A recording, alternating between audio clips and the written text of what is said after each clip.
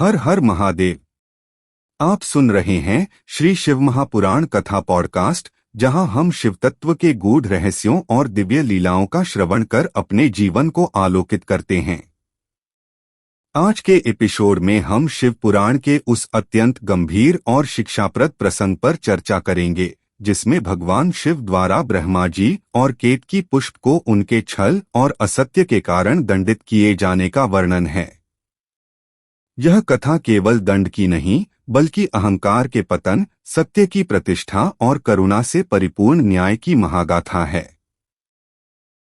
कैसे मिथ्या अहंकार को तोड़ने के लिए महादेव ने भैरव को प्रकट किया, कैसे ब्रह्मा का 5वां मस्तक काटा गया और कैसे अंततः विष्णु की प्रार्थना पर शिव की करुणा प्रकट हुई, इन सभी प्रसंगों के माध्यम से आज हम जानेंगे कि ईश्वर का न्याय कभी क्रूर नहीं, बल्कि लोक कल्याणकारी होता है। आइए इस पावन कथा के माध्यम से सत्य, मर्यादा और करुणा के शिव संदेश को आत्मसात करें। ओम नमः शिवाय।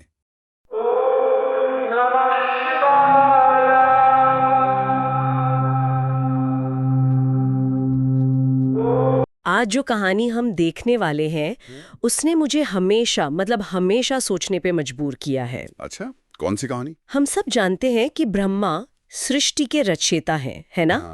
त्रिदेवों में से एक। पर कभी सोचा है उनके मंदिर क्यों नहीं दिखते? हाँ, ये सवाल तो है। विष्णु के मंदिर हैं, शिव के तो खैर हर गली नुक्कड़ पर हैं, लेकिन ब्रह्मा जी के ढूंढने से भी मुश्किल से मिलते हैं। तो इसी सवाल का जवाब आज हमें श्री शिव महापुराण की विद्येश्वर संहिता के 8वें अध्याय में मिलेगा। और ये जवाब सिर्फ एक पौराणिक घटना तक सीमित नहीं है। ये कहानी अहंकार, झूठ और उसके परिणामों की एक मास्टर क्लास है। बिल्कुल। ये दिखाती है कि ब्रह्मांडीय न्याय मतलब कॉस्मिक जस्टिस कैसे काम करता है, जहां आपका पद नहीं बल्कि आपका कर्म मायने रखता है। तो आज हम सिर्फ कहानी नहीं सुनेंगे, बल्कि उसके पीछे छिपे मनोविज्ञान और दर्शन को भी समझने की कोशिश करेंगे। हाँ, कि आखिर हुआ क्या था। बिल्कुल, इस दिव्य टकराव के पीछे की वजह क्या थी, इसका नतीजा क्या निकला और आखिर में इस सजा में भी कृपा कैसे छिपी थी। चलिए शुरू करते हैं। तो कहानी की शुरुआत होती है एक झूठ से। हाँ, एक झूठ जो ब्रह्मा ने अपनी श्रेष्ठता साबित करने के लिए बोला था, और उसके बाद भगवान शिव का क्रोध। और देखिए, ये कोई साधारण गुस्सा नहीं था। ये एक ऐसी ऊर्जा थी जिसका मकसद व्यवस्था को फिर से स्थापित करना था, और शिव ने इस ऊर्जा को एक रूप दिया। हाँ, पुराण में आता है कि उन्होंने अपनी दोनों भौहों के बीच से, जहां हम तीसरी आंख की कल्पना करते हैं, हाँ ठीक वहीं से एक अद्भुत पुरुष को प्रकट किया। सोचिए जरा, भौहों के बीच से, यानी ये जन्म क्रोध और इच्छा शक्ति के केंद्र से हुआ था। और इस पुरुष का नाम था भैरव। क्या नजारा रहा होगा, एक शक्ति पुंज जो सीधे शिव के संकल्प से पैदा हुआ हो। और पैदा होते ही उन्होंने शिव को प्रणाम किया और पूछा, प्रभो मेरे लिए क्या आज्ञा है? जैसे एक मिसाइल अपने टारगेट का इंतजार कर रही हो। बिल्कुल। और शिव का जवाब तो और भी सांकेतिक और व्यंग्यात्मक था। उन्होंने कहा, ये जो ब्रह्मा हैं, इनकी अपनी तीखी तलवार से पूजा करो। ये पूजा शब्द का इस्तेमाल गजब का है ना? ब्रह्मा ने सम्मान और पूजा पाने के लिए ही तो झूठ बोला था, और शिव उन्हें दंड भी उसी शब्द का इस्तेमाल करके दे रहे हैं। एक तरह का कॉस्मिक आयरनी है ये। बिल्कुल। पूजा करो का सीधा मतलब था इन्हें सबक सिखाओ, और भैरव ने इस आज्ञा को पूरा करने में मतलब एक पल की भी देरी नहीं की। और यहाँ से कहानी का एक्शन वाला हिस्सा शुरू होता है। हाँ, भैरव ने सीधे ब्रह्मा के उस 5वें सिर के बाल पकड़े जिसने झूठ बोला था। हाँ, ये बात बहुत महत्वपूर्ण है। उन्होंने किसी और अंग पर हमला नहीं किया, सीधे उस स्रोत पर जहां से झूठ निकला था। वो 5वां सिर्फ एक शारीरिक अंग नहीं था, वो ब्रह्मा के उस अहंकार, उस अभिमान का प्रतीक बन चुका था, जो सच से ऊपर उठने की कोशिश कर रहा था। बिल्कुल। और फिर भैरव ने अपनी तलवार के एक ही वार से उस सिर को काट दिया। जरा उस दृश्य की कल्पना कीजिए। सृष्टि के रचयिता ब्रह्मा, जिनके आभूषण और वस्त्र सब बिखर गए हैं, जो तूफान में कांपते केले के पेड़ की तरह थरथरा रहे हैं, और भैरव के पैरों में घिरे हुए हैं।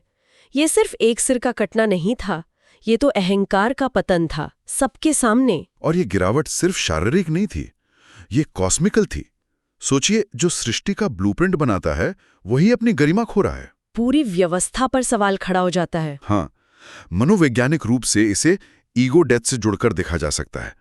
ये वो पल होता है जब किसी बड़े झटके के बाद इंसान का मैं टूटता है, उसका अहंकार चूर चूर हो जाता है, ताकि वो एक ज्यादा विनम्र और समझदार बनकर उभर सके। हाँ, ब्रह्मा के साथ ठीक यही हो रहा था। तो ये हिंसा से ज्यादा एक जरूरी, एक दर्दनाक सुधार था। लेकिन भैरव यही नहीं रुके, वो तो ब्रह्मा का पूरी तरह से वध करने के लिए तैयार थे। हाँ, उनका क्रोध शांत नहीं हुआ था। जब लग रहा था कि अब सब कुछ खत्म होने वाला है, तभी कहानी में एक नया मोड़ आता है। और एक नए किरदार की एंट्री होती है, भगवान विष्णु। और विष्णु का आना कहानी के माहौल को पूरी तरह बदल देता है। बिल्कुल, जहां अब तक क्रोध और दंड का माहौल था, वहीं विष्णु करुणा और विनम्रता लेकर आते हैं। वो शिव से लड़ते नहीं हैं, बहस नहीं करते। वो शिव के न्याय पर सवाल नहीं उठाते। नहीं, बल्कि उनकी दया को जगाने की कोशिश करते हैं। और उनका तरीका बहुत भावुक है। हाँ, पुराण में लिखा है कि वो शिव के पैरों पर गिर पड़े और अपने आंसुओं से उनके चरण धोने लगे। जी, और वो शिव को याद दिलाते हैं कि प्रभु, आपने ही तो ब्रह्मा को ये 5 सिर दिए थे, ये आपकी ही रचना है, इन पर कृपा कीजिए। ये एक बच्चे की तरह अपने पिता से की गई प्रार्थना थी, टूटे फूटे शब्दों में। ये बहुत गहरी बात है। विष्णु असल में शिव को उनके अपने ही स्वरूप की याद दिला रहे हैं। वो कह रहे हैं, आप संहारक हैं, लेकिन आप रचयिता भी हैं। ब्रह्मा आपकी ही रचना का एक हिस्सा है जो भटक गया है। सही, वो ब्रह्मा के अपराध को सही नहीं ठहरा रहे, बल्कि शिव की करुणा को उनके न्याय से ज्यादा बड़ा बता रहे हैं। ये एक मध्यस्थ की सबसे कुशल भूमिका है ना? तो विष्णु एक तरह से कह रहे थे, ये आपकी रचना है और इस पर दया करने की जिम्मेदारी भी आपकी है, भले ही इसने गलती की हो। और इसका असर हुआ। हाँ, विष्णु की इस विनम्र प्रार्थना से शिव प्रसन्न हुए और उन्होंने भैरव को उन्हें रोक दिया, ब्रह्मा को और दंडित करने से रोक दिया। ये कहानी का एक बहुत अहम मोड़ है। ये दिखाता है कि जहां एक तरफ अहंकार और झूठ का कठोर दंड निश्चित है, वहीं दूसरी ओर सच्ची विनम्रता और करुणा में उस दंड को भी रोकने की शक्ति है। न्याय अपनी जगह है, लेकिन दया उस न्याय को संतुलित करती है। तो विष्णु के हस्तक्षेप से ब्रह्मा की जान तो बच गई, लेकिन सवाल यह है कि क्या इतना बड़ा अपराध, शिव के सामने झूठ बोलना, हाँ, क्या वो सिर्फ एक माफी से खत्म हो सकता था? जाहिर है ब्रह्मांडीय न्याय इतना सरल नहीं है। सजा अभी बाकी थी। हाँ, जान बख्श दी गई, लेकिन कर्म का हिसाब तो होना ही था। और शिव ने जो सजा दी, वो उस अपराध से सीधे तौर पर जुड़ी हुई थी, जिसे कहते हैं पोएटिक जस्टिस। बिल्कुल, ब्रह्मा ने पूजा और प्रतिष्ठा के लिए छल किया था, तो सजा भी उसी से जुड़ी हुई मिली। शिव ने साफ साफ कहा, तुमने श्रेष्ठता पाने के लिए झूठ और छल का सहारा लिया, इसलिए आज से संसार में तुम्हारी पूजा नहीं होगी, तुम्हारे नाम पर कोई मंदिर नहीं बनेगा, कोई उत्सव नहीं मनाया जाएगा। और ये श्राप आज तक प्रभावी है। यही कारण है कि हमें ब्रह्मा जी के मंदिर नहीं दिखते, उनकी सार्वजनिक पूजा पर रोक लग गई। और सजा सिर्फ मुख्य अपराधी को नहीं मिली, अपराध में जो साथी था उसको भी मिली। हाँ, झूठी गवाही देने वाले केतकी के फूल को भी श्राप मिला। शिव ने कहा, अरे दुष्ट केतक, तूने मेरे सामने झूठ बोला, यहां से दूर हो जा, आज के बाद मेरी पूजा में तुम्हारा इस्तेमाल नहीं होगा। ये मुझे कॉर्पोरेट वर्ल्ड की याद दिलाता है। मान लीजिए कोई सीईओ अकाउंट्स में धोखाधड़ी करता है। अच्छा, तो उसे सिर्फ पद से नहीं हटाया जाता, बल्कि उस पर शायद भविष्य में किसी भी कंपनी में डायरेक्टर बनने पर भी रोक लगा दी जाती है। और जो सीएफओ उसकी मदद करता है, उसका भी लाइसेंस रद्द हो जाता है। बहुत अच्छा उदाहरण है। यहाँ भी वही सिद्धांत काम कर रहा है। ब्रह्मा को प्रतिष्ठा चाहिए थी, उनसे वही छीन ली गई। और केतकी शिव का प्रिय बनना चाहता था, उसे शिव की पूजा से ही बाहर कर दिया गया।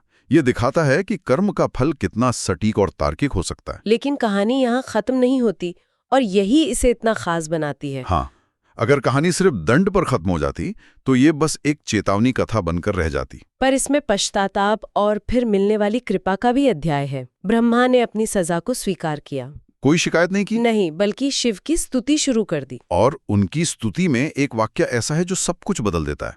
वो कहते हैं, प्रभु, मैं अपने सिर के कटने को भी आपकी कृपा समझता हूँ। ये है अहंकार का पूर्ण विनाश। जब कोई अपने दंड को ही वरदान समझने लगे, तो समझ लीजिए कि उसका रूपांतरण हो चुका है। उसने अपनी गलती से सबसे बड़ा सबक सीख लिया है। और इस पूर्ण समर्पण का नतीजा तुरंत मिला।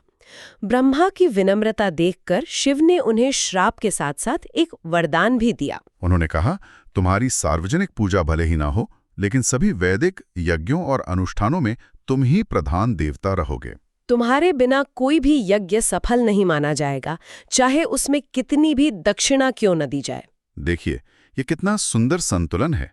उनकी भूमिका खत्म नहीं की गई, बल्कि उसे बदल दिया गया, उसे रीडिफाइन कर दिया गया। सार्वजनिक प्रसिद्धि छीन ली गई, लेकिन शास्त्रीय और आध्यात्मिक महत्व को पहले से भी ज्यादा मजबूत कर दिया गया। वो गॉड ऑफ पब्लिक वर्शिप से गॉड ऑफ सेक्रेड रिचुअल्स बन गए। और ऐसा ही कुछ केतकी के फूल के साथ भी हुआ।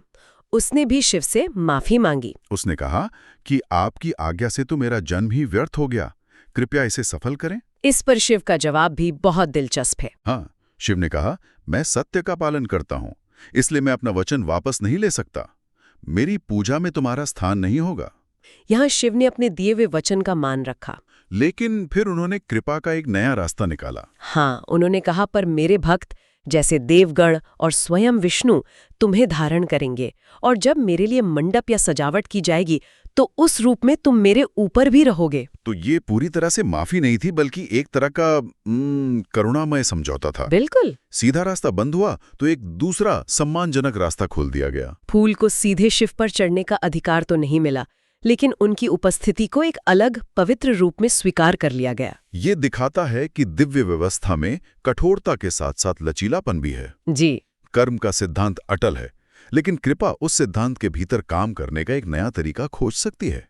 ये विनाश के बाद पुनर्निर्माण की कहानी है। अहंकार के विनाश के बाद एक नई, विनम्र और ज्यादा महत्वपूर्ण भूमिका का निर्माण। सही कहा। तो अगर हम इस पूरी चर्चा को समेटें तो हमने एक ऐसे सवाल से शुरुआत की थी जो बहुत लोगों के मन में आता है कि ब्रह्मा की पूजा क्यों नहीं होती। हाँ, और हम एक दिव्य टकराव, न्याय, विनम्रता और अंत में कृपा की एक गहरी कहानी तक पहुंचे। हमने सिर्फ पौराणिक कथा नहीं समझी, बल्कि कर्म, दंड और अनुग्रह के एक जटिल नृत्य को देखा। यहाँ से ले जाने वाली सबसे बड़ी बात शायद यही है कि एक तरफ है ब्रह्मांडीय कानून, यानी कर्मों का फल तो मिलेगा, और दूसरी तरफ है दिव्य दया, यानी सच्चे पश्चाताप से उद्धार का रास्ता भी खुलेगा। व्यवस्था को चलाने के लिए इन दोनों का संतुलन बेहद जरूरी है। बिल्कुल सही कहा। सजा दी गई, लेकिन पश्चाताप के बाद एक नया, ज्यादा सार्थक रास्ता भी दिखाया गया। ये कहानी हमें सिखाती है कि गलतियों के परिणाम होते हैं, लेकिन वो अंत नहीं होते। वो एक नया अध्याय की शुरुआत भी हो सकते हैं, बशर्ते हम विनम्रता और स्वीकृति का भाव अपनाएं। और ये कहानी शिव के क्रोध को भी एक नई रोशनी में दिखाती है। उनका क्रोध विनाशकारी नहीं है, बल्कि रचनात्मक है। हाँ, वो व्यवस्था को तोड़ने के लिए नहीं, बल्कि उसे अहंकार से मुक्त करके फिर से जोड़ने के लिए है। यह चर्चा एक बहुत ही दिलचस्प विचार के साथ हमें छोड़ जाती है। ये कहानी सोचने पर मजबूर करती है कि क्या ब्रह्मांडीय व्यवस्था में विनाश भी एक तरह का निर्माण ही है? क्या कभी-कभी कुछ नया और बेहतर बनाने के लिए पुराने और अहंकारी ढांचे को गिराना ही एकमात्र रास्ता होता है?